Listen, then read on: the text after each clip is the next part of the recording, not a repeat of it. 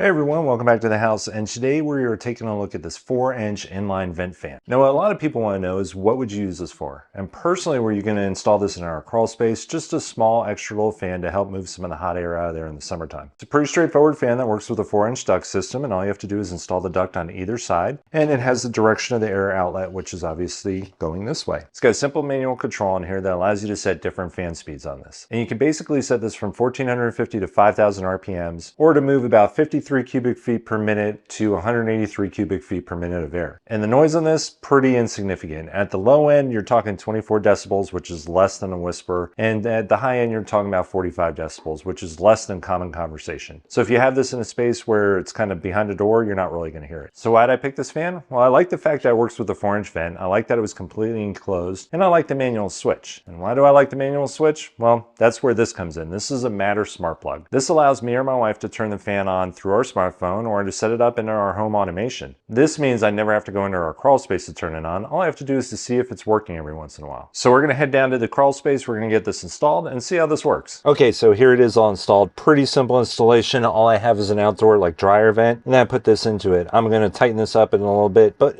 overall it works. What you really want to know is, would I recommend this inline vent fan, or would I buy it again? And to be honest with you, I would absolutely recommend this, and I would absolutely buy it again. This worked perfectly for my scenario, and the fact that this has a manual control to where I can turn it on, have it set at a setting I want, then connect it to a smart plug that will turn it on and off. This is the perfect fan for this situation. The construction quality seems good. I feel like it's going to last quite a bit of time, and replacing this is actually going to be pretty easy if I ever need to. So as always, I hope these short reviews help with your purchasing decision, and I hope you enjoy the rest of your shopping day.